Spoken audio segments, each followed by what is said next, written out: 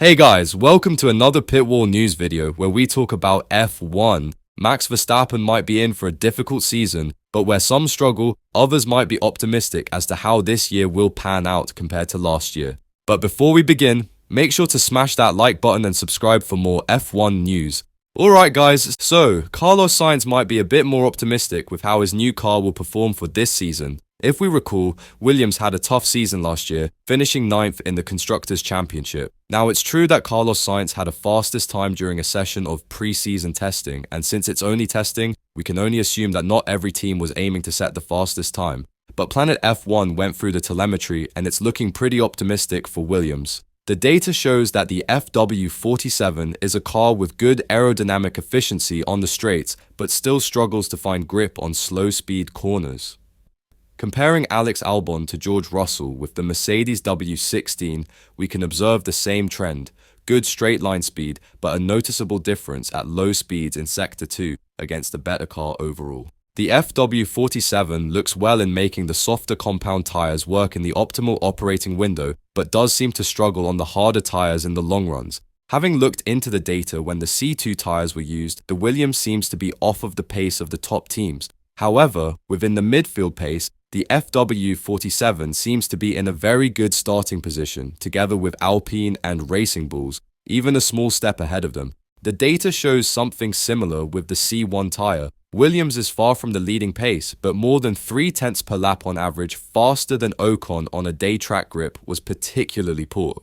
Williams seems to have an extra point of potential ahead of Alpine and Racing Bulls, while Aston Martin, Sauber and Haas seem to be a step behind these three teams. Certainty will have an exciting midfield battle this season, and development will be interesting considering many teams are already looking ahead to 2026 when the new set of regulations kick in.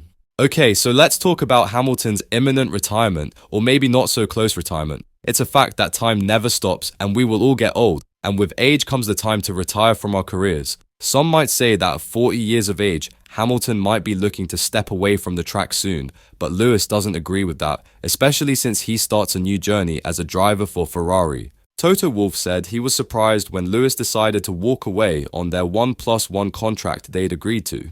There's a reason why we only signed a 1+1 year contract, Toto said.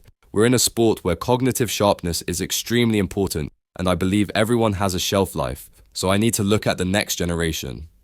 Wolff later clarified that, saying his comment was taken a little bit out of context, as what he meant was that all of us, we age, whether it is in being in a car or on a pitch or as a manager or an entrepreneur. Hamilton shrugged off Wolff's comment in an interview with Time magazine. "Don't ever compare me to anybody else," Lewis said. "I'm the first and only black driver that's ever been in this sport. I'm built different. I've been through a lot. I've had my own journey. You can't compare me to another 40-year-old past or present Formula One driver in history because they are nothing like me. I'm hungry, driven, don't have a wife and kids. I'm focused on one thing and that's winning. That's my number. I'll priority." "What I can tell you is, retirement is nowhere on my radar," he said. "I could be here until I'm 50, who knows?" So it appears like we'll have Lewis driving for a while longer, and I, for one, am very happy to hear that. Moving on to Red Bull, they might have some work to do on their RB21. Having completed the least amount of laps amongst the 10 teams with only 304 compared to the 458 Mercedes did, Pierre Wash admits that testing didn't go quite according to plan, but they are taking steps in the right direction. "It was not as smooth a test as we expected and the team expected, but it is better to find some problems here than later down the line, and it is why we are here to understand the car," said the Frenchman. "The weather was not with us and not very representative of this track, but we tried to explore the potential of the car and tried to understand how it responds to different setups, and I think we more or less achieved that.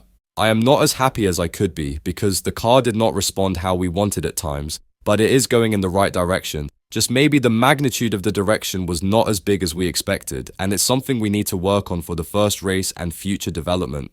With Verstappen finishing Friday's testing 2/10 down on Russell's P1 time, Wash said, "I think it wasn't bad, but at the same time, there is still a bit of work to do. However, it is what we expected and we will keep on working and keep on trying to improve, and hopefully, as we go into Melbourne, we will learn a bit more by going through all the data and see where we are at."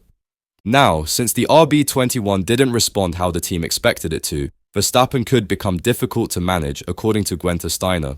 I would say last year when he started not to win, he reacted pretty aggressively, Steiner replied.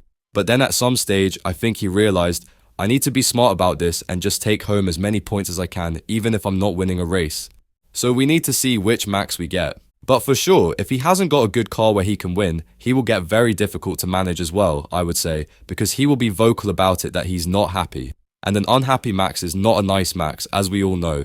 When asked what he would be saying to Verstappen ahead of his pursuit of a fifth straight world championship in F1 2025, Steiner said, "To stay calm, but don't throw the toys out of the pram after 2 races if it doesn't go your way.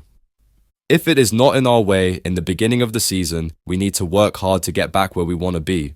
You know, because getting impatient and complaining doesn't help a team, doesn't put the team together, and obviously that is what you need when you're not competitive. But first of all, I would say, just let's wait to see where we are at, and then we see where we want to go and where we can go."